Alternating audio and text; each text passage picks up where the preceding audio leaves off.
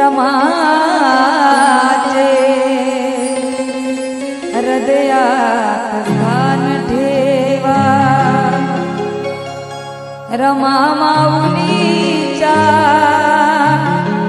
त्यागाची जाण ठेवा, कर्तव्य पालनाकडे जरासे ध्यान ठेवा आणि स्त्रियांच्या इतिहासाचे पुरुषानुभान ठेवा।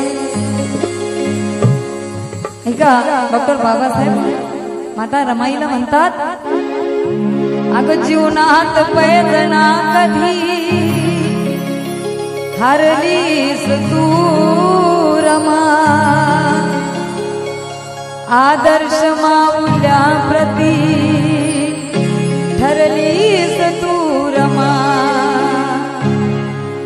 उदंड प्रेम आईचे देऊन या समाजा, कीर्ती रूपाने या जगी उरलीस तू रमा। आणि विषय असा आहे, बाबासाहेब जेव्हा परदेशात शिकायला जातात आणि रमाईला पत्र पाठवतात की रामू मी सुखरूप पोहोचलो, माझी काळजी करू नको। आणि माता रमाईलाही वाटतं आपणही बाबासाहेबांना पत्र लिहावं, म्हणून माता रमाई आपल्या मोडक्या तोडक्या शब्दामध्ये बाबासाहेबांना पत्र लिहितात। ते कसे, अहो पत्रात लिहिते रमा, अहो पत्रात लिहिते रमा, माझी चिंता न करता शिका, मी हा परिवार सांभाळते हो, तुम्ही साहेब स्वतःला जपा, साहेब स्वतःला जपा,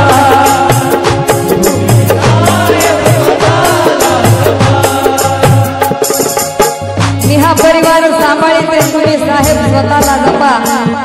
मारा तेरा दर्जा आसमान से भी ऊंचा है, ये ममता का हिमालय भी तेरे कद से नीचा है, ये करोड़ों बच्चे कैसे संभाले होंगे माँ रमा ने अपने आंचल में। कल यही सवाल मैंने मेरी माँ से पूछा है, मैंने मेरी माँ से पूछा।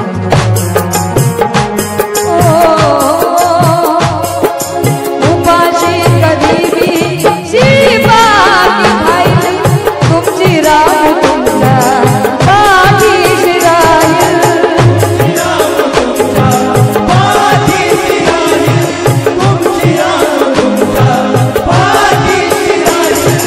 उपाशी कधी भी शिवा की भाई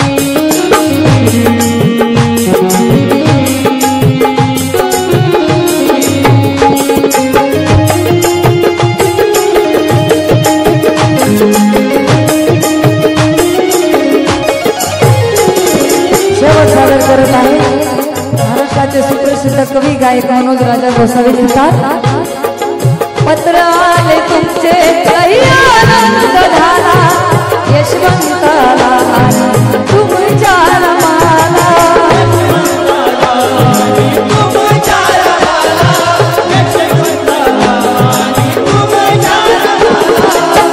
विचार करा माऊल्यानो ती रमाई कशी होती, जिने पदरात सांभाळलेले भिवाला ती मिराई कशी होती. तुम्ही पण बाय आहात, ती पण एक बाई होती, लोक लाखाने रडले जिच्यासाठी, रमाई कशी होती. भीमाच्या विद्वतेची सार रमाई होती आणि भीमाच्या घरट्याचे दार रमाई होती. लढली जी काल अन्यायाविरुद्ध त्या ज्ञानाच्या तलवारीची धार रमाई होती. पत्र आले तुमचे काही आनंद झाला, यशवंताला तुमच्या रमाला,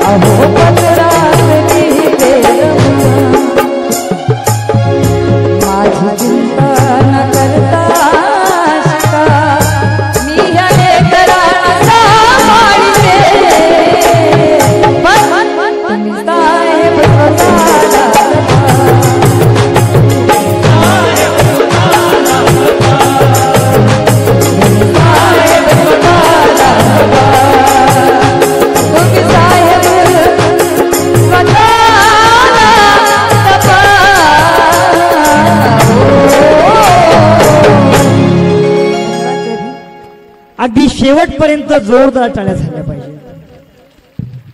बंधूंनो, मी नेहमी म्हणत असतो की भीमगीताची ती नजाकत आहे, ती ताकद आहे. या जगातलं संगीत एकीकडे आणि भीमगीताचं संगीत एकीकडे, आंबेडकरी संगीत एकीकडे.